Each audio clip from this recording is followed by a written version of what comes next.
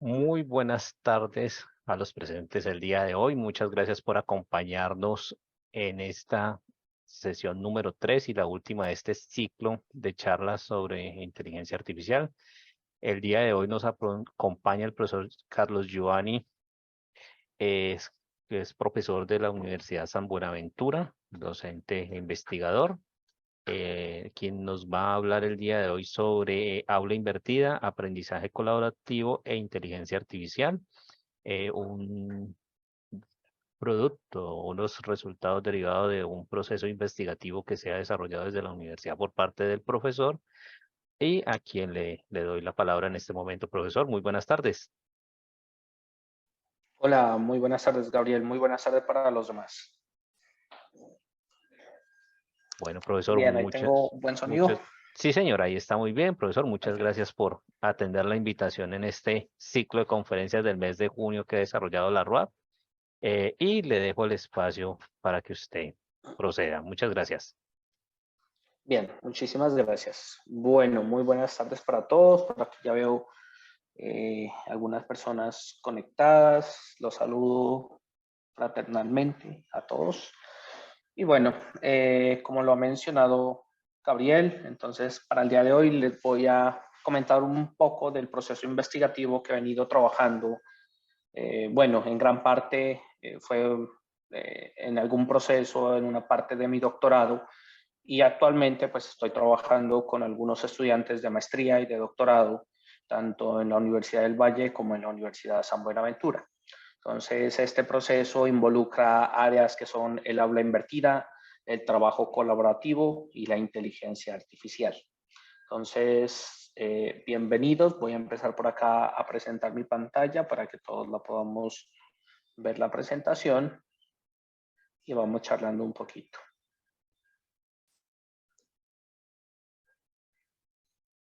Entonces, por favor, me cuentan cuando... Ay, por acá me pareció que tengo que Bueno, dar... profesor, mientras el profesor coloca la presentación, les recordamos, el chat va a estar habilitado. Si tienen preguntas, inquietudes en el transcurso de la presentación, las pueden ir concitando ahí. O al final de la presentación, por intermedio de levantar la mano, le daremos la palabra para que le hagan las respectivas preguntas al profesor. Muchas gracias.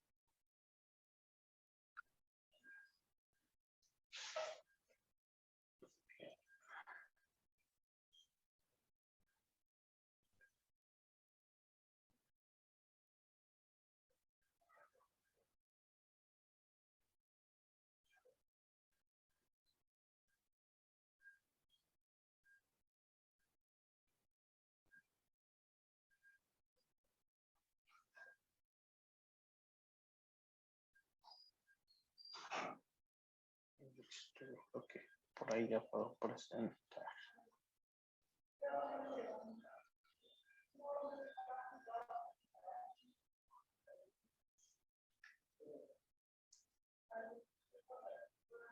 ¿Me confirman, por favor, cuando puedan ver Listo, profesor, ya la estamos la viendo. presentación?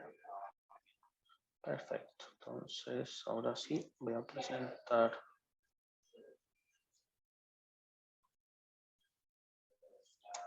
Yo por acá voy a poner el chat, por si tenemos preguntas. Me acomodo un poquito por aquí esto.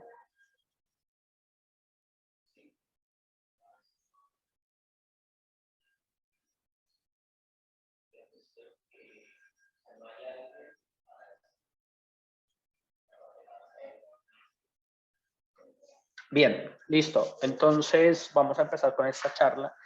Me gustaría de que en cualquier momento, si tienen alguna duda o alguna opinión sobre lo que vamos tratando, pues me gustaría que de pronto abren el micrófono y me van comentando sus opiniones y pues vamos ahí haciendo también una charla conversacional. Bien, para el día de hoy, como les había comentado, traigo un tema que es bien interesante para la academia sobre todo, ¿listo? Que es el aula invertida, el aprendizaje colaborativo y la inteligencia artificial para el aprendizaje de la programación. Y les voy comentando, resulta de que llevo ya cerca de 7 años dando los cursos de fundamentación en programación. A este curso se le conoce como, o los primeros cursos de programación se les conocen como CS1, ¿listo? Que es Core Science First. Y estos cursos por lo general tienen muchos inconvenientes. Entonces el día de hoy les voy a comentar esos inconvenientes y cómo estoy de alguna manera tratando o impactando positivamente a través del aula invertida y el aprendizaje colaborativo. Bien, entonces he traído unos puntos claves para el día de hoy. Vamos a mirar un poco del contexto y los desafíos cuando empecé a plantear esta investigación. Los primeros desafíos que encontré o los primeros problemas que encontré, luego cómo atacamos estos problemas a través del aula invertida, también con el trabajo colaborativo, y les voy a mostrar algunos trabajos que se están haciendo actualmente en procesos doctorales o de maestría, y también algunos trabajos futuros. Por si de pronto les interesa, pues pueden comunicarse o contactarse conmigo. Al final de esta presentación tendrán mi correo, y pues ahí también con Gabriel, que le agradezco por la invitación, el cual también pues podrán hacer contacto directo conmigo. Y finalmente me gustaría que entre todos hagamos una discusión y pues las preguntas que hayan acerca de este tema tan interesante. Bien, resulta de que les voy a comentar un poquito acerca de que en el campo de la ingeniería y las ciencias de la computación, la deserción académica ha sido un tema recurrente de investigación, que todos los que de pronto alguna vez han participado en algún curso o han sido profesores, saben que en especial en este curso, en los primeros cursos de programación, pues se presenta una alta tasa de deserción. ¿Qué pasa con este curso? Este curso es fundamental en los programas de estudios de ingeniería y ciencias de la computación. Este curso proporciona habilidades básicas que son necesarias para comprender y aplicar los conceptos fundamentales de programación. Digámoslo de alguna manera, el objetivo principal de este curso es familiarizar a los estudiantes con las competencias básicas de la programación, también desarrollar su pensamiento lógico y habilidades como la resolución de los problemas. Este curso, pues además sienta bases para cursos que son más avanzados y proporciona a los estudiantes pues una base sólida para su futura formación en el campo de la programación.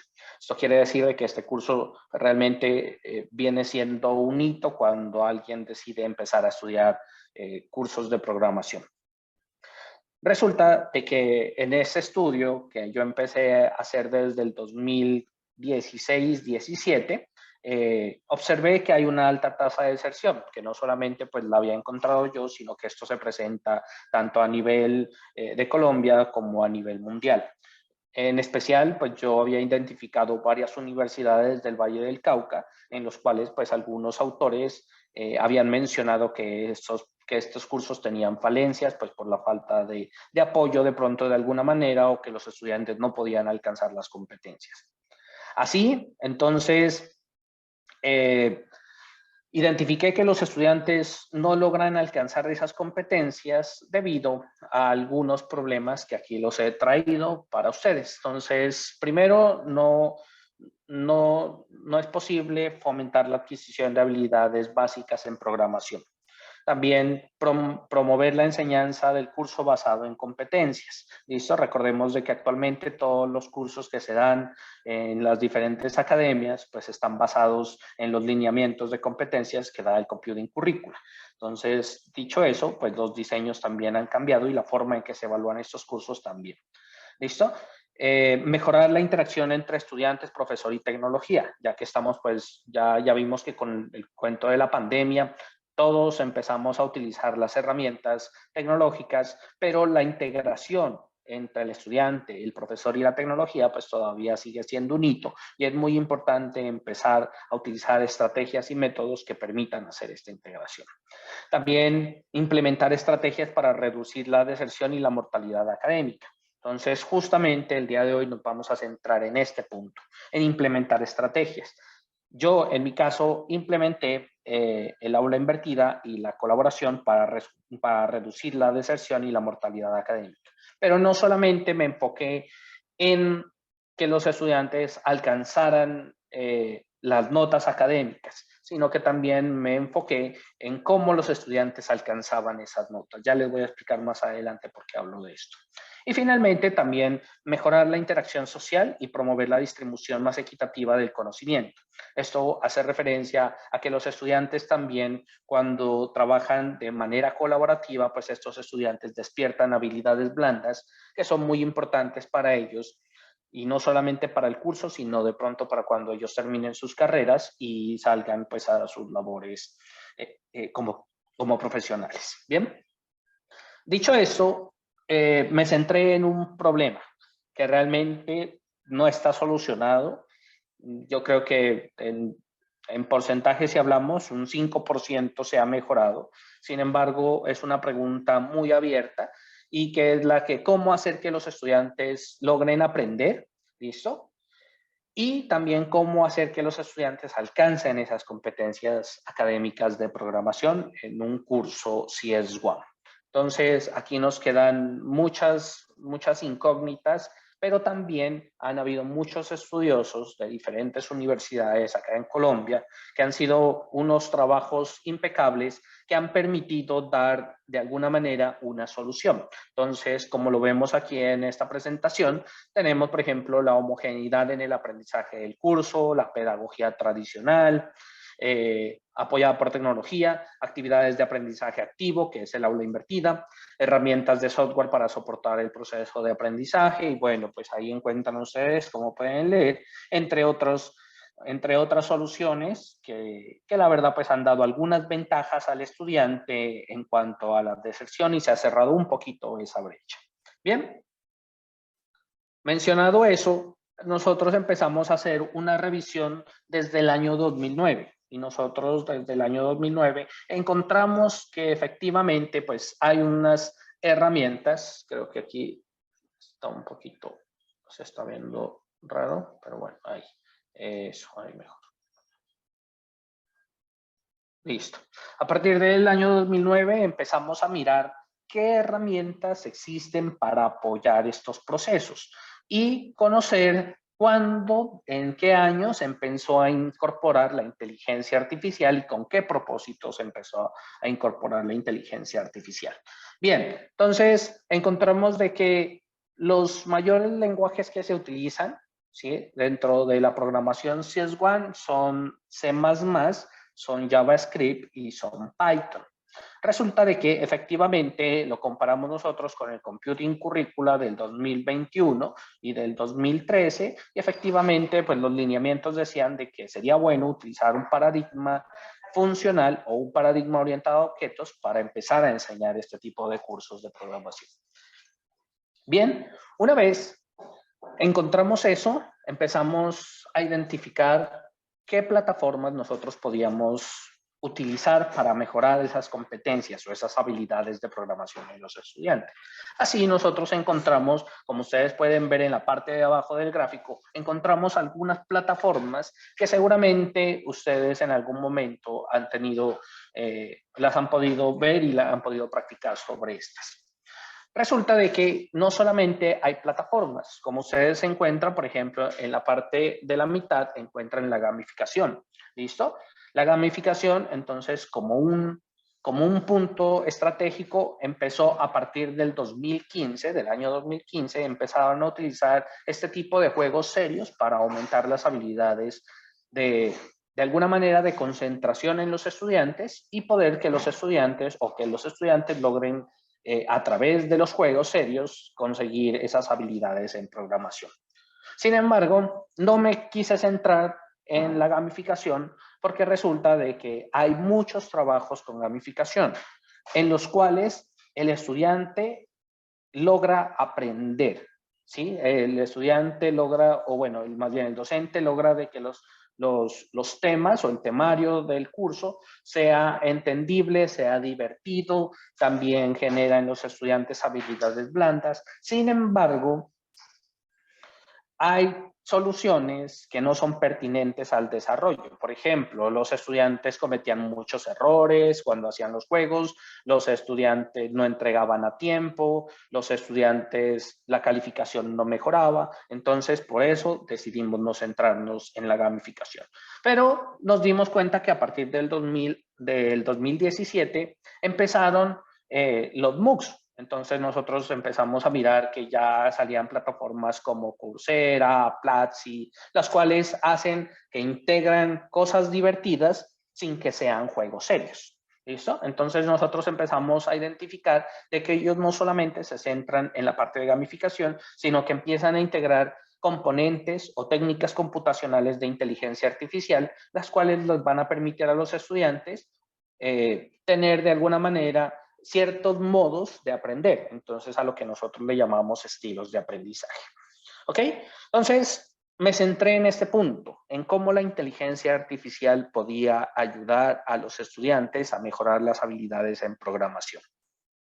Así fue que me centré en buscar qué tantos trabajos dentro de la literatura, un trabajo exhaustivo realmente. Por ahí en internet, pues ustedes pueden encontrar muchos de mis trabajos que se han publicado, en los cuales pues hago este tipo de identificación, este tipo de estado del arte, en el cual encontré cómo los estudiantes aprendían utilizando herramientas o técnicas de inteligencia artificial. Bien, entonces me di cuenta que habían unos grandes campos, entonces podemos nosotros a revisar por este cuento de acá. En la parte izquierda, la que estoy mostrando ahí con el cursor, pues aparece procesamiento del lenguaje natural. Entonces me di cuenta de que ahí habían diferentes técnicas que permitían de que la máquina, entre comillas, inteligente, aprendiera de lo que el estudiante conversaba con otro estudiante a través de un chat, por ejemplo.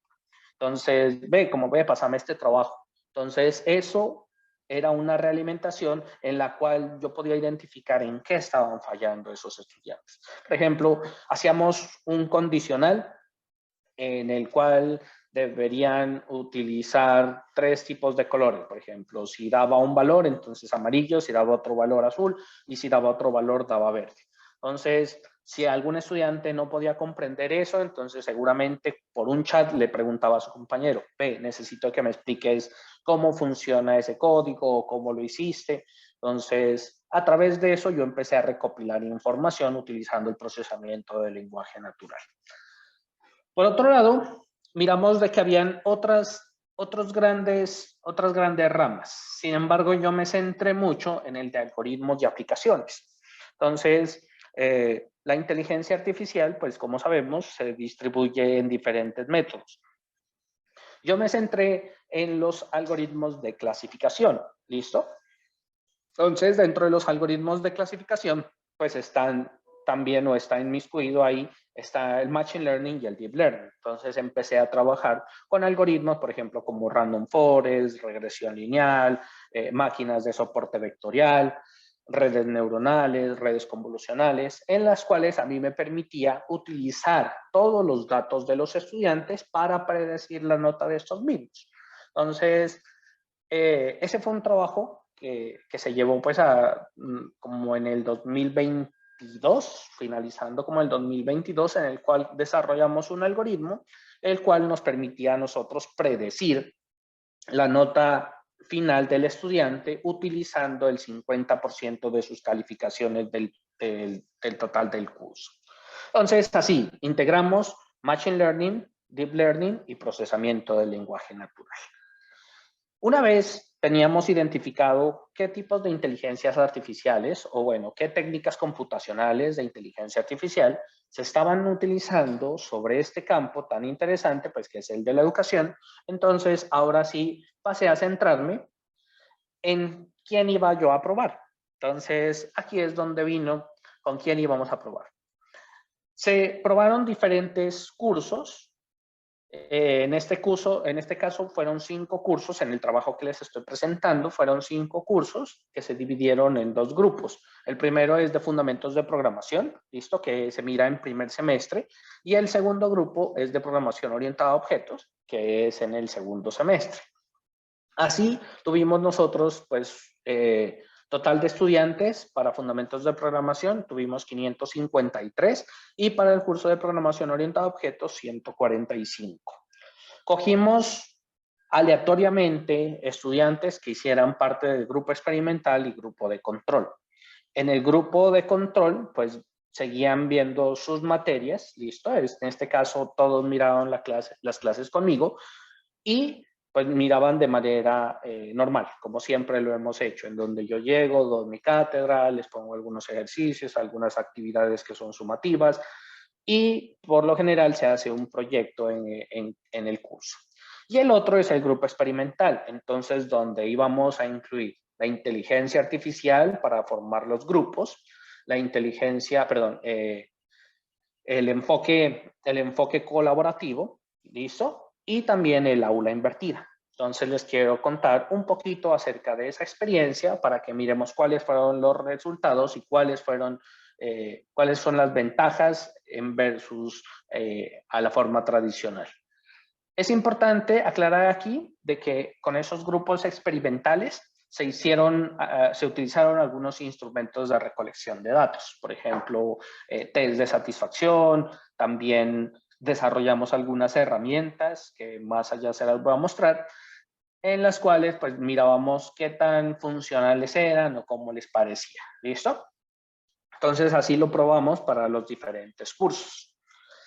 Y aquí es donde ya empezamos nosotros a hacer los experimentos. Para ello, nosotros desarrollamos, cuando me refiero a nosotros, éramos un grupo grande pues, de personas que estábamos en la academia, entre otros profesores, estudiantes, también convenios con otras universidades, en los cuales desarrollamos una plataforma que a nosotros nos permite evaluar el código fuente del estudiante y que el profesor pueda mirar los registros, pueda mirar los errores, la cantidad de envíos que hacen. Es un evaluador automático lo que desarrollamos. Entonces, ¿cómo funciona esto? El profesor pone un reto, ¿listo? Un challenge. Este tiene que ser un programa que sea retador. Por ejemplo, hubo uno de estos programas en los cuales nosotros le llamamos Lobolandia versus conejos, en el cual nosotros teníamos que utilizar una función de Lotka Volterra, que es donde entre más conejos haya, pues los lobos comen más conejos y cuando los lobos se debilitan, pues ya no, cuando ya no hay conejos, entonces los lobos empiezan a morir. Y vuelve una vez y sube tanto conejos como lobos, conejos como lobos. Eso se llama la ley de Lotka Volterra. Bien, resulta de que pusimos este problema y los estudiantes tenían cierto tiempo, por ejemplo, la clase dura 1 hora, de esa hora, entonces los estudiantes podían hacer envíos a través de esa plataforma. La plataforma la llamamos Ingenious MIDEA, porque pues así se tituló mi tesis doctoral, y en la cual los estudiantes hacían el envío, automáticamente se evaluaba el código, ellos lo podían enviar tanto en JavaScript como en C++ o Java, y la plataforma automáticamente les daba una valoración, que puede ser entre 0 a 99, donde es no aprobado, y de 99 a 100 es donde el estudiante ha aprobado. Entonces ahí les aparecían como unas caritas bonitas y pues diciéndoles de que ha aceptado el ejercicio. ¿Qué pasaba si el estudiante no lograba terminar? Por ejemplo, se daba una primera iteración. En la primera iteración era de 20 minutos. El estudiante no lograba dar una solución correcta a ese problema de programación. Entonces, aquí es donde se implementó la primera estrategia, que fue la colaborativa. Nos dimos cuenta inicialmente de que no solamente los estudiantes aprenden a través de la colaboración, porque ya saben y seguramente ustedes se están preguntando, bueno, sabemos que en los grupos por lo general los estudiantes se copian, no solamente uno de los del grupo es los que resuelven el problema y los demás solamente ganan la nota. Para ello, entonces, para cerciorarnos de ello, nosotros decidimos implementar dentro de la herramienta decidimos implementar el aula invertida y la colaboración juntas. ¿Cómo lo hicimos? Entonces, primero les voy a mostrar aquí, así es como se mira nuestra plataforma. En esta plataforma pues aparecen unos cursos, como los podemos ver aquí en esta parte izquierda. Cuando los estudiantes envían a evaluación, aparece la parte derecha, entonces ahí aparece la evaluación del código fuente. Si fue aceptado, pues aparece un pop-up en el cual aparece una carita diciéndoles que fue aceptado. Y si el estudiante no ha logrado, por ejemplo, después de hacer el envío, no logró terminar correctamente el ejercicio, se abre un chat. Y este chat lo llamamos programadores y novatos, que ya les voy a explicar cómo funciona.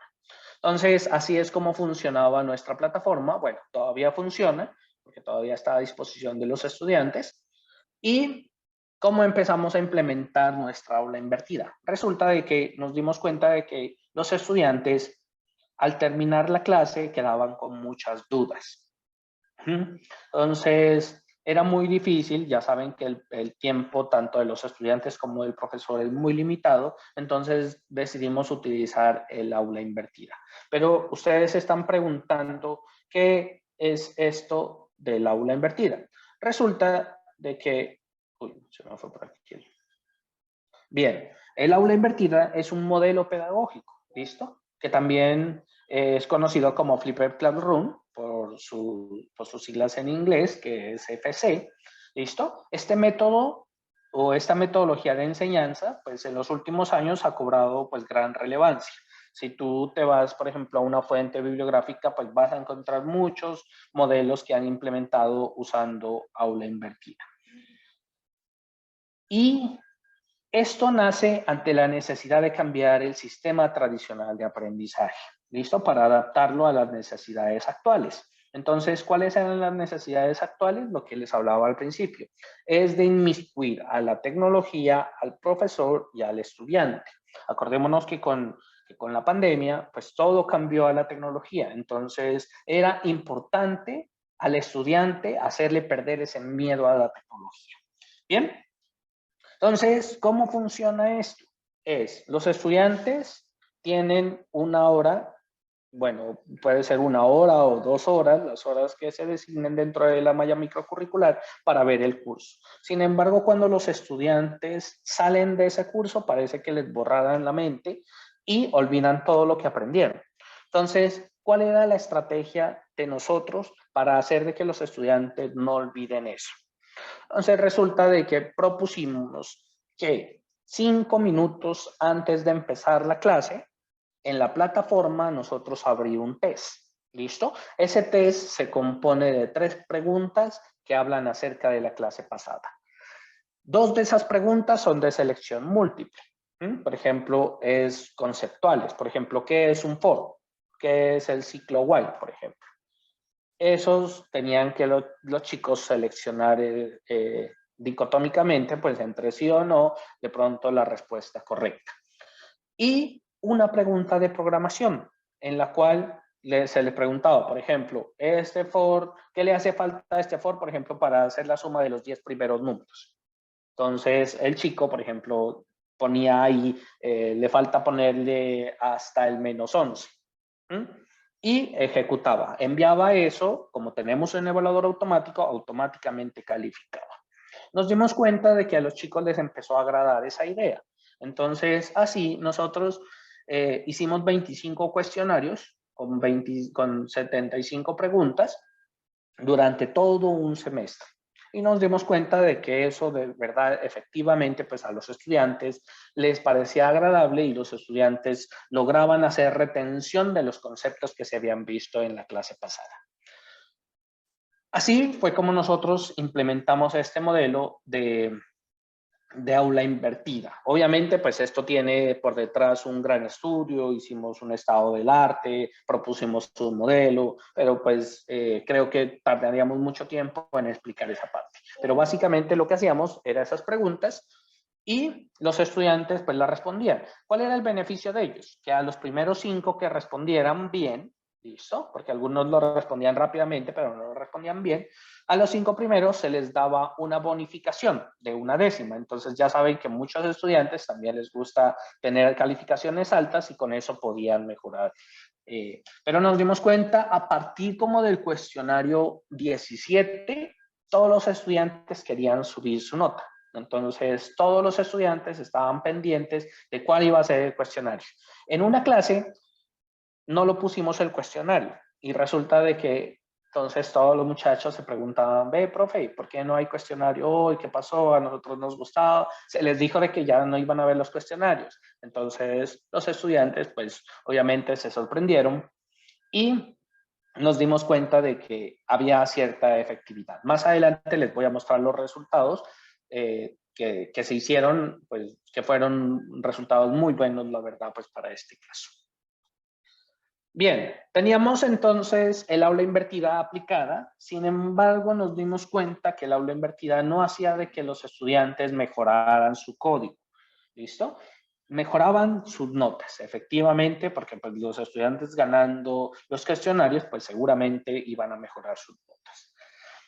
Pero nos dimos cuenta de que sus códigos seguían siendo no tan buenos, que el tiempo en que hacían los envíos se demoraba mucho. Por ejemplo, empezaban los estudiantes a enviar después de los 30 minutos, cuando tenían 40 minutos para resolver, por ejemplo, un problema. Entonces nos dimos cuenta de que había momento de hacer algo. Así nace la integración y la colaboración. La colaboración la trabajamos con un modelo que se llama CSCL. ¿Listo? Que es colaboración asistida por computador. ¿Y cómo fue que hicimos esto? Hacíamos entonces un juego. A este juego lo llamamos Programadores y Novatos, donde es un juego basado en insignias. Todos empiezan siendo novatos. Para tú convertirte en un programador, necesitas terminar el ejercicio. Resulta que, como lo vemos en esta gráfica, hay la N que es de novato, la P que es de programador y la PL que es de programador líder. Los programadores líder se dividía esto en un segmento de la clase. Entonces, por ejemplo, cada uno de estos cuadros son un tiempo determinado de la clase, que lo llamábamos iteración. En ese eran 20 minutos, en el siguiente cuadro eran otros 20 minutos, en el siguiente cuadro eran otros 20 minutos y en el siguiente cuadro eran otros 20 minutos.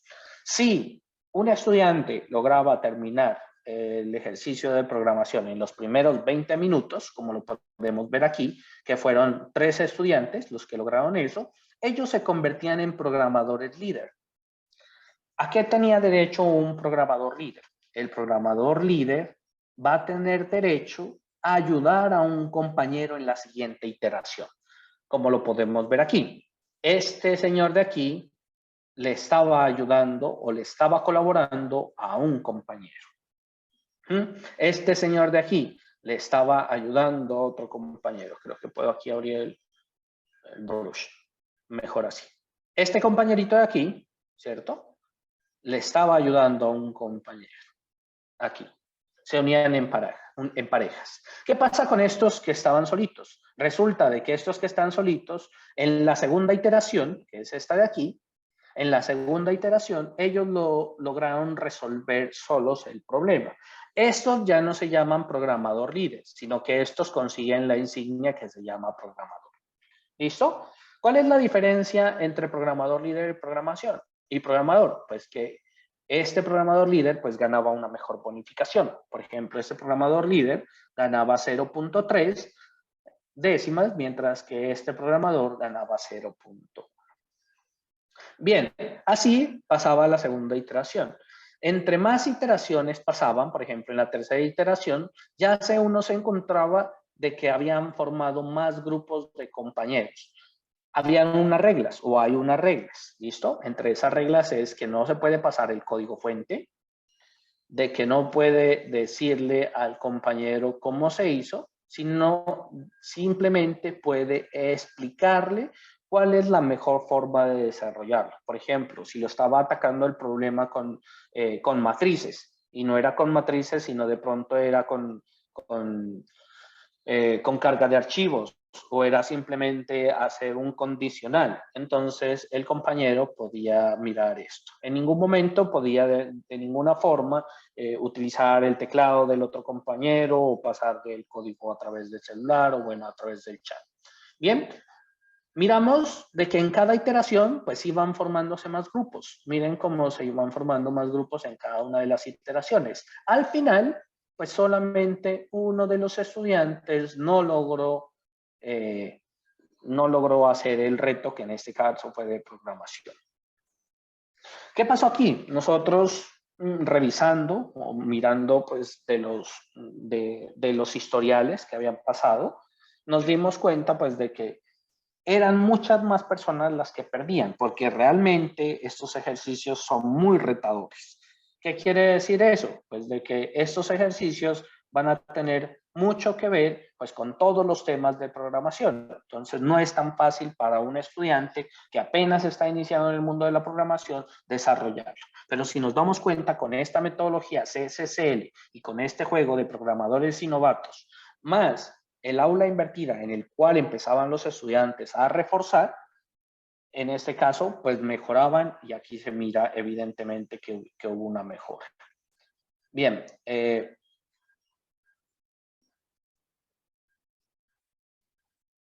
Uy, se me varó la pantalla, un momento.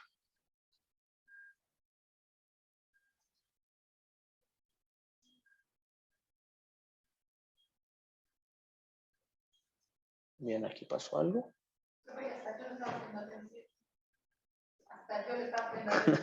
Momento. Se trabó el computador, lo siento. Que por acá también me estaban poniendo atención. Ok, bien. Entonces aquí en este gráfico nosotros encontramos lo que era antes de utilizar todas estas técnicas, ¿listo? O todas estas metodologías y después de utilizar todas estas metodologías. Aquí encontramos a cada uno de los estudiantes en el cual el verde nos está mostrando de que tenía una nota promedio entre 4.1 a 5, mientras que el rojo era entre 0 y 2.9, que eran los estudiantes que perdían. Si nos damos cuenta, en este caso, en esta gráfica, encontramos que muchos tenían una calificación baja y algunos de ellos perdían. Por ejemplo, encontramos de que 3 de los estudiantes pues eran los que perdían. Mientras que utilizando nuestro modelo o nuestra metodología y la integración de todas estas técnicas, encontramos de que todos los estudiantes aumentaron en 0.4 décimas, lo que hizo de que los estudiantes no perdieran. ¿Listo? Y además, pues que eran los que eran buenos, se convirtieran en muy buenos, entre notas de 4.6 a 5. Y los que tenían, por ejemplo, calificaciones entre 3, 6 y 4, pues las subían a 4.1 a 4.5. Entonces, eso fue uno de los primeros resultados. Sin embargo, adicional a que los estudiantes lograban obtener una mejor calificación, efectivamente, encontramos de que el número de envíos que realiza el grupo experimental es menor al del grupo control. ¿Qué quiere decir eso? Cuando estaban los estudiantes participando en la plataforma, los estudiantes pueden enviar una y otra vez el código a evaluar. ¿Listo? Entonces resulta de que nuestros estudiantes que participaron como grupo experimental se tomaban un tiempo más para pensar y no hacían no utilizaban tanto la fuerza bruta, que es enviar y mirar qué le arroja la plataforma hasta que lo acepte, sino que los estudiantes se tomaban un poco más de tiempo para hacer esos primeros envíos. Entonces así resulta de que ellos hacían menor número de envíos en comparación al grupo experimental, mientras que la media del grupo control se encuentra en 10, el grupo experimental se encuentra en 6. Por otro lado, el primer intento lo hace más rápido el grupo experimental. Claro, efectivamente, mencionando lo anterior, y es que el grupo experimental no se toma el tiempo de analizar, de abstraer el problema, sino que van intentando. Mientras que en el grupo experimental, pues ellos tal vez sí se toman ese tiempo necesario para analizar el problema y luego sí poder hacer el envío de esos programas. Bien, aquí algo bien interesante, muchachos, y es que le tomó menos tiempo, el tiempo total, ¿sí? Al grupo de control le tomó más tiempo en desarrollar la actividad que al grupo experimental. Claro, efectivamente, había la colaboración, los estudiantes llegaban frescos, digamos de alguna manera con el conocimiento fresco, más homogéneo que el otro grupo. Entonces, este grupo pues, le tomaba mucho menos tiempo hacer los envíos en la plataforma y pues de que sean aceptados, ¿no? Como lo había mencionado anteriormente, pues la calificación de cada uno de los estudiantes fue en promedio 0.4. Claro que hubieron algunos casos en los cuales, pues, digamos, outliers, en los cuales los estudiantes, pues, de pronto no les gustaba la participación porque también indagamos un poquito la parte emocional. Yo sé que de ahí de pronto van a haber muchas preguntas. Indagamos un poquito la parte emocional y pues hay algunos estudiantes que no se sentían conformes con la colaboración o no querían que los compañeros, no querían que los compañeros les colaboraran. Bien, y acá finalmente encontramos esta gráfica en los cuales tenemos el grupo experimental, el grupo de control y las personas que recibieron ayuda. Pero aquí es algo importante, que esta gráfica está validada por el número de errores que tuvieron en la plataforma. Si nos damos cuenta, el grupo experimental le tomó menos tiempo para hacer el envío y también tuvo menor cantidad de errores. Por ejemplo, podemos identificar a este estudiante.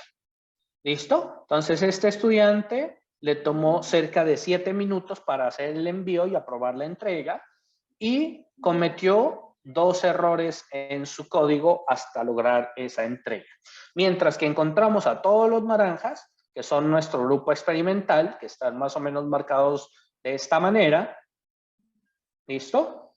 Por acá encontramos a los que son del grupo de control, que son estos verdes, en los cuales identificamos, ¿cierto? Que les tomó más minutos y les tomó y tuvieron mayor cantidad de errores. Por ejemplo, este señor de aquí, ¿listo? Tuvo cerca de 12 errores en su código fuente hasta lograr que fuera aceptado en la plataforma. Y encontramos todos estos que recibieron ayuda. Entonces, estos que recibieron ayuda les tomó más tiempo, por ejemplo, este señor de aquí, le tomó más tiempo, pero al final también cometió menos errores. Por ejemplo, este señor le tomó casi 40 minutos, pero cometió solo 6 errores. Entonces, aquí es donde nosotros demostramos que el uso de este tipo de herramientas o metodologías como el aula invertida y como la colaboración, pues mejoran en todo aspecto de este tipo. Bien, actualmente estamos trabajando en una tesis de doctorado, ¿listo? Las alertas tempranas basadas en el monitoreo continuo del desempeño estudiantil. ¿Qué es lo que hacemos? Con un algoritmo que hace una predicción temprana, que lo hace en mitad de semestre, con las primeras 7 semanas, coge las calificaciones y predice si el estudiante va a perder o va a ganar el curso al finalizarlo. Entonces, si predice el algoritmo de que va a finalizarlo, entonces se toman unas medidas. Esas medidas están dadas por hacer unas guías, utilizar el aula invertida y poner prácticas que se van a desarrollar dentro de la plataforma Ingenious MIDEA. Otro trabajo. Estamos indagando, también es otro trabajo doctoral, estamos indagando cuáles son las mejores formas de que el estudiante tiene para aprender. Entonces, por ahora se está trabajando solamente, nos estamos enfocando en el tema de bucles, en el cual se han desarrollado videos, en el cual se han desarrollado actividades basadas en PDF y también se están desarrollando actividades que son dinámicas con juegos serios para mirar de los estudiantes que están ahorita en modo de prueba o en conjunto experimental para saber cuáles de estos estudiantes con qué forma aprenden mejor. Y por último, una tesis doctoral en la cual resulta de que encontramos un patrón y es que los estudiantes llegan sin motivación. Listo, al menos un 30% de esos estudiantes que desertan no tienen motivación. ¿Por qué? De pronto les obligaron a que estudien esa carrera o de pronto los estudiantes tienen otro problema de otro tipo de índole, por ejemplo, social, económico. O también puede ser de que los estudiantes no sepan sobrellevar, por ejemplo, la universidad. Han pasado del colegio, han entrado a la universidad y se han dado cuenta después de que todo era muy diferente. Entonces, esa parte cognitiva de los estudiantes también es muy importante y actualmente se está desarrollando un test en el cual se puede saber cuál es la participación o qué índice tiene un estudiante en la participación de un grupo y si ese estudiante tiene la motivación para estudiar ingeniería de sistemas o programas relacionados. He traído para ustedes cinco, digámoslo de alguna manera, trabajos futuros en los cuales me gustaría continuar en esta línea. ¿Listo? Podría ser trabajos de pregrado, de maestría o de doctorado, en el cual se permitan integrar nuevas técnicas y tecnologías para mejorar los resultados de aprendizaje y las calificaciones del estudiante. Así hayan muchas, siempre es bienvenido otra estrategia que permita apoyar el aprendizaje de estos estudiantes. También en la plataforma hay todavía muchas características que nos faltaron y funcionalidades en las cuales podemos integrar, por ejemplo, los MOOCs. ¿Listo? Las universidades, cada una tiene su campus. Sería bueno integrar pues esta herramienta a ese tipo de campus. Aplicar modelos grandes de lenguaje. ¿Listo? Procesamiento de lenguaje natural y modelos grandes de lenguaje, como por ejemplo inteligencias artificial como DALL-E o ChatGPT o BART, ¿listo? Las cuales nos permitan a nosotros mejorar la formación de los grupos y la evaluación en los resultados de los estudiantes. Esta parte que es muy importante, ¿listo? Esto creo que es uno de los retos que tengo a futuro para trabajar. Identificar la motivación y la parte social en el aprendizaje de los estudiantes del curso ScienceOne. Creo que saber la motivación e identificar a través de patrones cómo los estudiantes llegan a ese curso, creo que es uno de los grandes retos que tiene para esta investigación o para futuras investigaciones. Y finalmente, investigar pues si el uso y la efectividad de este modelo que estamos proponiendo acá, que se integra el aula invertida, las técnicas computacionales de inteligencia artificial y la colaboración, pues sirven para otras disciplinas o para otros cursos, ya que solamente por ahora lo he probado en el curso CS1 y ha funcionado bien. Sin embargo, me gustaría probarlo tanto en otras universidades como en otros cursos. ¿Ok? Bien. Por este lado, quería comentarles acerca de esta investigación.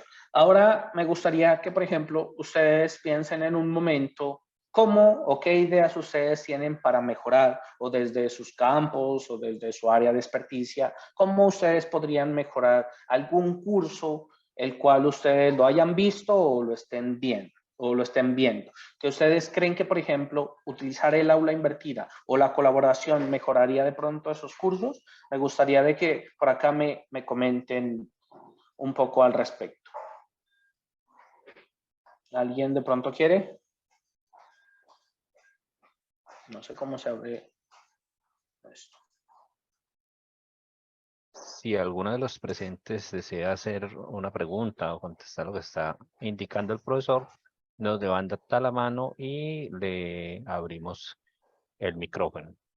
Profe, por aquí por el chat había una pregunta.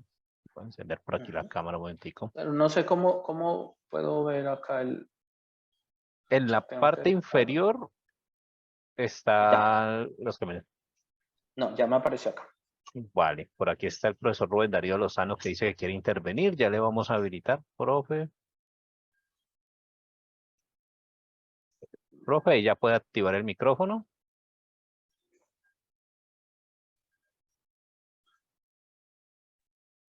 Muchas gracias. ¿Me oye? Sí, efectivamente. Sí, señor. Muy buenas tardes. Buenas tardes.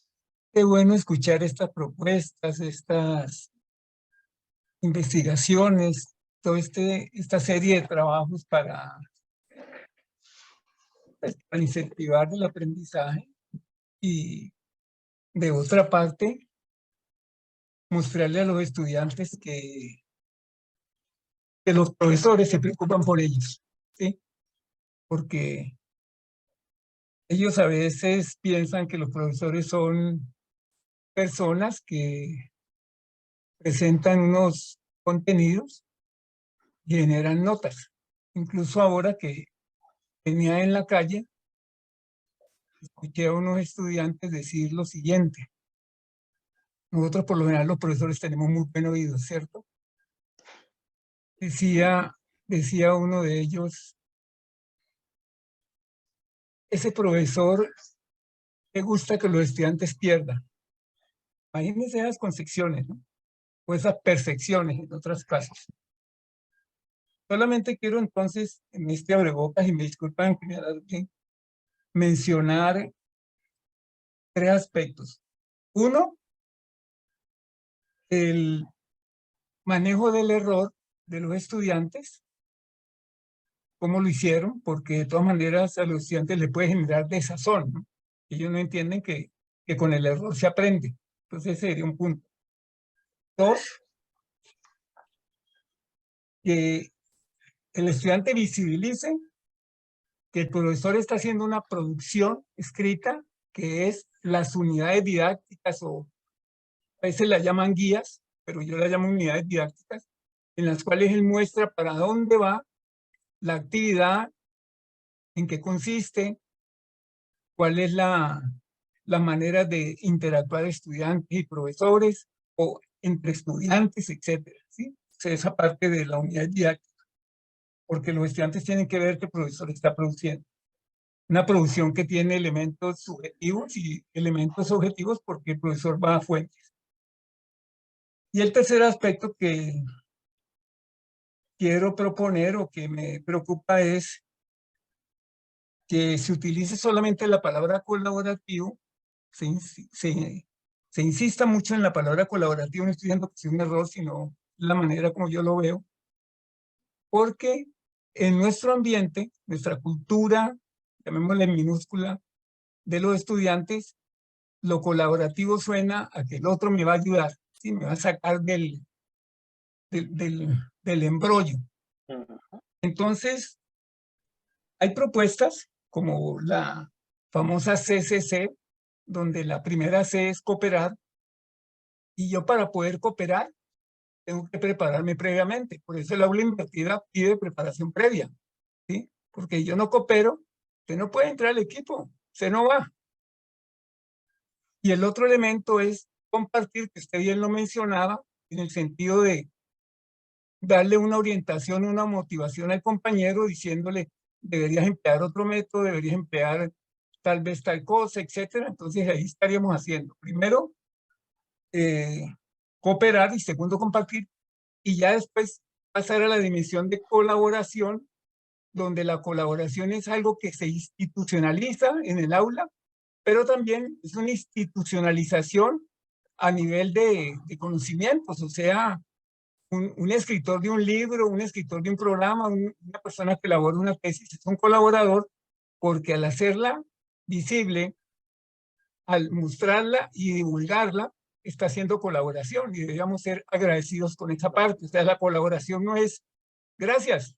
¿Sí? Muchas gracias por la intervención que me permitieron. No, profe, Rubén Darío tiene toda la razón. Realmente lo primero que mencionó, veo de que los estudiantes, sí, también lo he escuchado, de alguna manera he sentido también de que he sido el profesor buena gente, el profesor cuchilla. Entonces resulta de que muchas veces los estudiantes piensan de que exigir también tiene que ver con que uno sea mala persona o mal profesor. Y en cuanto a la parte de colaboración, los estudiantes siempre, pues no todos, no puedo hablar en general, pero siempre alguno de ellos está buscando hacer copia. Lo que, por ejemplo, cuando yo estudiaba le llamábamos sangre. Entonces, los estudiantes siempre buscan de alguna manera de que les den copia. Sin embargo, yo creo que también ese paradigma se ha empezado a cambiar un poco. Lo que siempre, creo que eso pasó después de pandemia, o lo siento así, y es que los estudiantes siempre les trato de mencionar de que no lo hagan el hecho de pasar, de ganar una nota. Y eso ha sido un cambio que se ha dado a través de ahora que estamos utilizando las competencias pues, académicas. y yo creo que ya no se está midiendo tanto a los estudiantes por el concepto de evaluación, sino más bien por las capacidades, las habilidades y las sensibilidades que están poniendo sobre ese curso. Entonces yo creo que también el concepto de colaboración, los estudiantes lo han empezado a entender tanto como nosotros quisiéramos que ellos lo vean. Sin embargo, pues todavía hay algunos sesgos. Y en cuanto por acá, el profe William, me parece muy interesante lo que menciona. Realmente esta fue una de las preguntas que me hicieron hace como un año. El computing curricular, recordemos de que son esos lineamientos que a nosotros nos dicen cómo debería estar estructurado cada uno de los cursos de ingeniería de sistemas, de ingeniería de software y de ciencias de la computación. Ellos lo mencionan de que el curso debería estar bajo el paradigma orientado a objetos, ¿listo? Con el lineamiento del lenguaje de programación C++. Sin embargo, a mí me ha gustado jugar de alguna manera, ir cambiando los paradigmas, ir cambiando también los lenguajes de programación. Y actualmente el curso que estamos dando acá de primer semestre lo damos en JavaScript y con el paradigma funcional. Y también tenemos un curso, CS1, que lo estamos dando con el paradigma funcional, pero con Python. Los dos han sido bienvenidos por los estudiantes. ¿Y por qué decidimos cambiarlo? Porque justamente Python y JavaScript son dos lenguajes que están requiriendo mucho en la industria, mientras que C++, pues a pesar de que es un lenguaje robusto, pues no es tan bienvenido hoy por hoy en la industria. Entonces, eso de pronto por ahí podría. Pero ahora, yo no sé si sabría decirle si lo mejor es utilizar el paradigma orientado a objetos o el paradigma funcional, ya que los dos vienen bien en los cursos. Claro, Ferney, ¿me la cuentas por el micrófono o por acá? Y el profe William también, yo miré que escribió la otra pregunta del problema para el aula invertida del trabajo colaborativo. Se cambian semestre a semestre, pueden ser varios problemas durante el semestre. Puede concluir que en general el aula invertida del trabajo colaborativo mejoran los resultados frente a otras estrategias y cómo controlan el plagio y el uso del LMB. Bien. Ay, profe, ese creo que es un tema de nunca acabar en cuanto a lo del plagio.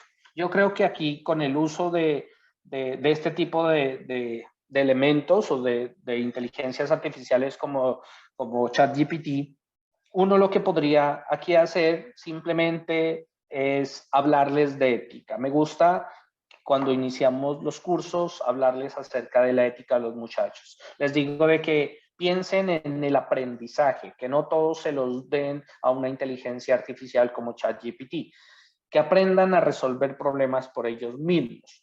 No les niego nunca que utilicen ChatGPT porque pues, sería una locura hoy por hoy cerrar a los estudiantes a este tipo de herramientas. Les digo más bien de que las tomen como apoyo. Ahora, realmente, ¿qué porcentaje lo haya hecho? ¿Qué porcentaje no me haya hecho plagio? Pues todavía no lo sé. Pero si hablamos de resultados, yo podría decir y estar seguro de que el aula invertida, tanto como la colaboración, o si se integran las dos, pues seguramente van a mejorar los resultados. Ahora bien, solamente lo que mencionaba, lo he probado sobre el curso de programación. No lo sé si en otros cursos, por ejemplo, que no tengan que ver con programación, esto del aula invertida y la colaboración sí sería copia o nos devolvemos a lo que decía el profesor Rubén Darío, que puede ser de que para ellos colaboración sea de que uno trabaje y los demás pues simplemente hagan copia. Ferney, cuéntame la idea. No sé si por acá o le podemos abrir el micrófono, Gabriel. Ya le abro al profe Fernández, que no lo veo por aquí en la sala. No sé si nos desconectó. Ah, no, ya aquí lo encontré. Profe, ¿puede abrir el micrófono, profe Fernández, si lo desea? Bueno, correcto. Muy buenas tardes. Muy buenas tardes, profe. Ahí nosotros sabemos en esta parte de pedagogía didáctica que hay procesos de familiarización y pues ir implementando poco a poco, o como dicen los mexicanos, de a poco. Entonces, sí van a haber roces, van a haber cuestiones en contravía, pero Me gusta la idea de ustedes, doctor. Ya la tengo ahí como PET. PET quiere decir mascota. Profesor, estudiante y tecnología.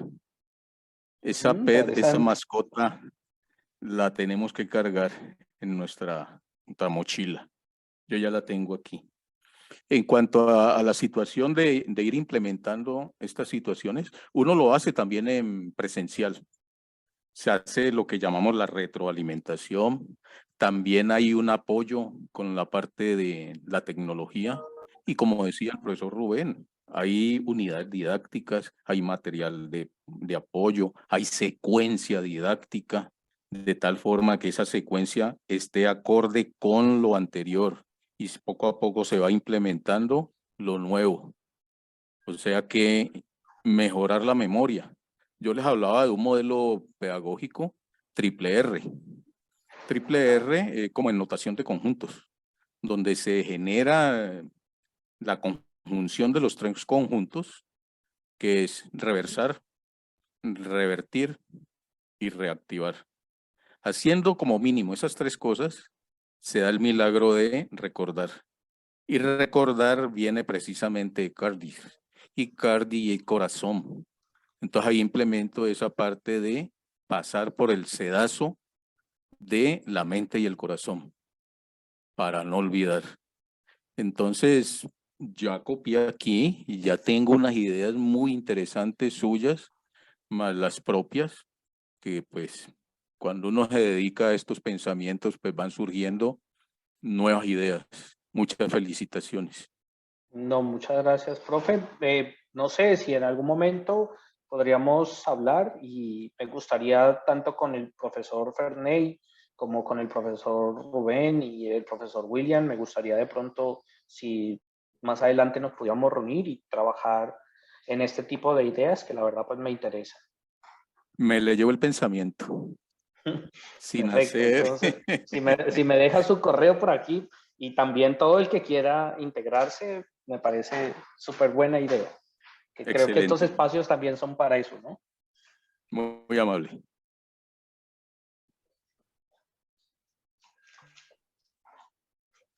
No sé si alguna otra persona tiene alguna pregunta adicional.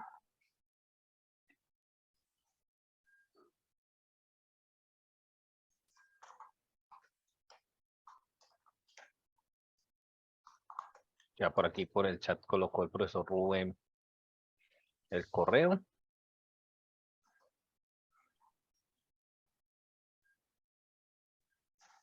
Y el profesor Ferney.